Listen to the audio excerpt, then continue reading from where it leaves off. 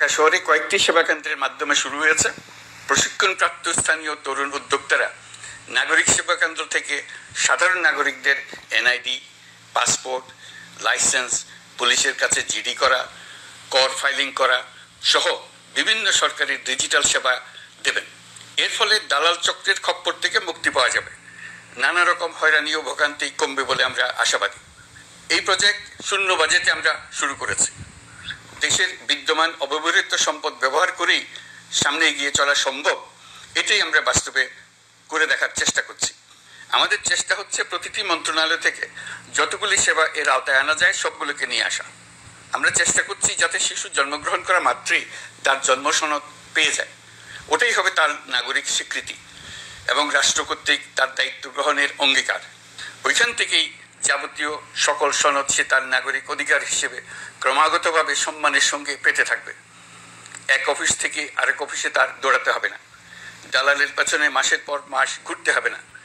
বিদেশ সফরে গেলে সেখানকার প্রবাসী বাংলাদেশিরা প্রায় আমাদেরকে সরকারি সেবা পেতে নানা রকম দুর্ভোগের কথা জানান। প্রবাসীদের জন্য বিদেশে তাদের নিজ নিজ শহরে আমরা বেসরকারি উদ্যোগে পরিচালিত নাগরিক সেবা কেন্দ্র স্থাপনের উদ্যোগ নিচ্ছি। সেখান থেকে তারা পাসপোর্ট নবায়ন, জাতীয় পরিচয়পত্র ইত্যাদি সংগ্রহ করতে পারবেন।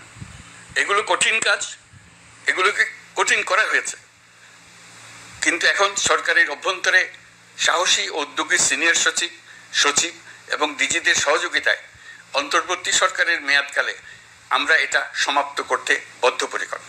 প্রিয় দেশবাসী, আপনারা জানেন ঐতিহাসিক অভ্যুত্থানের পর এই সরকার যখন দায়িত্ব গ্রহণ করে তখন দেশের অর্থনৈতিক অবস্থা ছিল ভয়াবহ।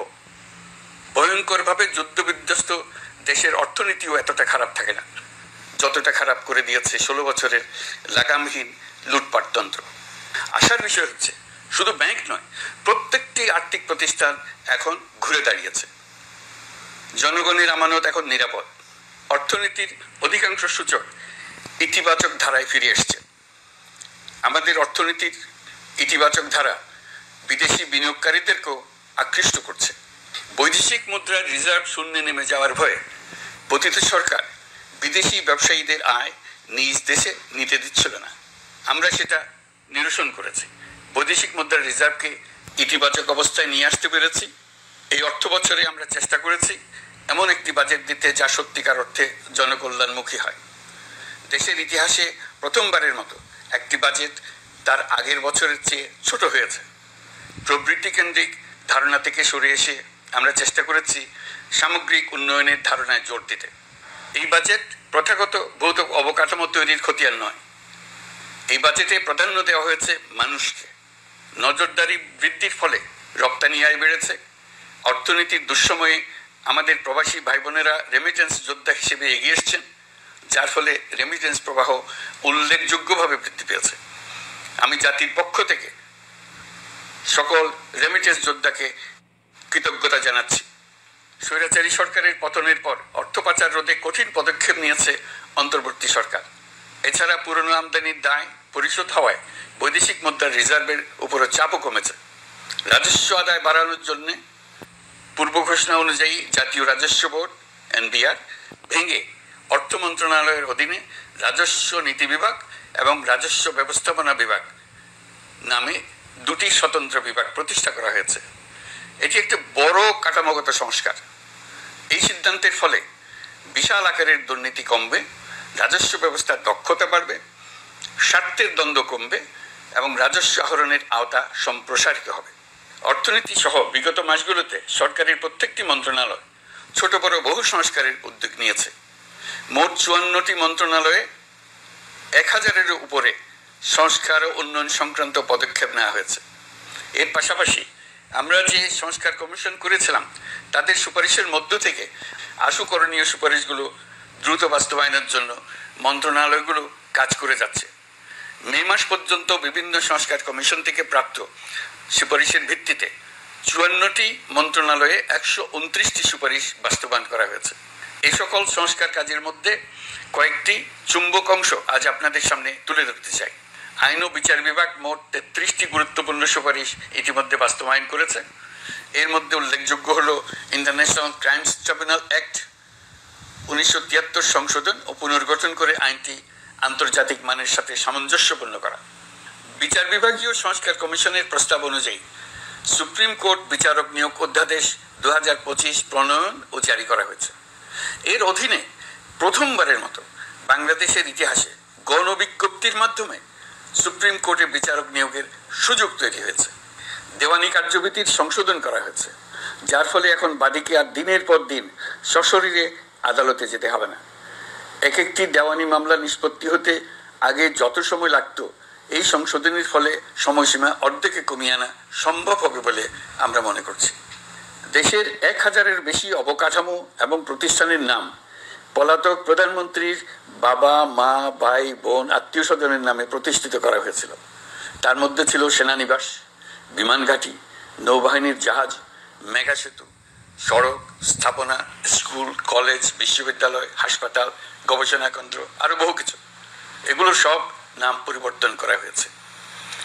নারী ও শিশু নির্যাতন দমন আইন সংশোধন করা হয়েছে। প্রবাসী ভাই বোনদের অনেক দিনের দাবির পরিপ্রেক্ষিতে পাওয়ার অফ অ্যাটর্নি বিধিমালা সংশোধন করা হয়েছে। এখন পুরনো পাসপোর্টে নো ভিসা রিকোয়ার্ড স্টিকার থাকলে কিংবা জন্মসনদ থাকলে বিদেশ থেকে পাওয়ার অফ অ্যাটর্নি সম্পাদন করতে পারবে। আগামী 2 মাসের মধ্যে আইনগত সহায়তা কার্যক্রম ব্যাপকভাবে বিস্তার করা হবে। বছরে এখন গড়ে 35,000 মামলা নিষ্পত্তি হয়। আমাদের লক্ষ্য এটিকে 2 লক্ষ মামলায় উন্নতি করা। মামলা দায়েরের 48 ঘন্টার মধ্যেই যাদের বিরুদ্ধে মামলার কোনো ভিত্তি নেই তাদের বাদ দেওয়ার ব্যবস্থা করা হচ্ছে। আমরা সর্বোচ্চ চেষ্টা করেছি দেশের মানুষকে লুটপাট তন্ত্র থেকে বের করে আনতে। আপনারা জানেন, বিগত 16 বছরে উন্নয়নের নামে মেগা প্রকল্প নিয়ে কি পরিমাণ লুটপাট হয়েছে। মেগা প্রকল্পগুলো যেন হয়ে উঠেছিল মেগা ডাকাতির প্রকল্প। আমরা দায়িত্ব গ্রহণের পরপরই বিভিন্ন উন্নয়ন প্রকল্প পুনরায় মূল্যায়ন করে দেখেছি যে প্রায় সব প্রকল্পেই ভৌতিক ব্যয় ধরা হয়েছে। শুধুমাত্র সড়ক, পরিবহন ও মহাসড়ক বিভাগ, সেতু বিভাগ, রেল মন্ত্রণালয়, বিদ্যুৎ বিভাগ, জ্বালানি ও খনিজ সম্পদ বিভাগ, এই 5টি বিভাগে ব্যয় সংকোচ করা হয়েছে 46,308 কোটি টাকা। এই টাকা দিয়ে জ্বালানি খাতে সমস্ত বকেয়া মিটিয়ে দিয়ে বকেয়ার পরিমাণ শূন্যে নামিয়ে আনা হয়েছে। বৈদেশিক ঋণ পরিশোধ করে সব ধরনের ঋণের ফাঁদ থেকে বেরিয়ে আসা আমাদের অগ্রাধিকার। দেশে বিনিয়োগ বাড়ানো ও নতুন কর্মসংস্থান তৈরিতে আমাদের গুরুত্ব দিতেই হবে। তা না হলে এদেশকে আমরা যে স্থানে নিয়ে যেতে চাই সেখানে নিয়ে যাওয়া সম্ভব হবে না। বিনিয়োগ ও কর্মসংস্থানের ব্যাপারে রাজনৈতিক দল ও জনগণ আমাদের সর্বাত্মক সমর্থন করছেন। সকলের মধ্যে ব্যাপক আগ্রহ, কৌতূহল আমাদের অনুপ্রেরণা যোগাচ্ছে। সংশ্লিষ্টদের সঙ্গে আলোচনা করে বিনিয়োগ পরিবেশ উন্নত করতে 30টি মূল সংস্কার কাজকে অগ্রাধিকার দেওয়া হয়েছে এবং ইতিমধ্যে 18টি সুপারিশ বাস্তবায়ন করা হয়েছে। বিনিয়োগ বান্ধব পরিবেশ গড়ে তুলতে এবং দেশি বিদেশি শিল্প প্রতিষ্ঠানের মধ্যে সংযোগ সৃষ্টি করতে আমরা সর্বোচ্চ চেষ্টা করে যাচ্ছি। গত অক্টোবর হতে মার্চ পর্যন্ত নেট বিদেশি বিনিয়োগ এসেছে মোট 756 মিলিয়ন মার্কিন ডলার, অর্থাৎ প্রায় 9,247 কোটি টাকা। বাংলাদেশ ইনভেস্টমেন্ট সামিট 2025-এ নির্দিষ্ট খাতভিত্তিক সেশনের মাধ্যমে ব্যবসায়ী চেম্বার, ব্যাংক ও বেসরকারি খাতের অন্যান্য অংশীদারদের মধ্যে আলোচনা হয়েছে। ইনভেস্টমেন্ট সামিটে বিদেশি বিনিয়োগকারীরা ও রাজনৈতিক দলগুলোর মধ্যেও আলোচনার জন্য আলাদা ব্যবস্থা রাখা হয়েছিল।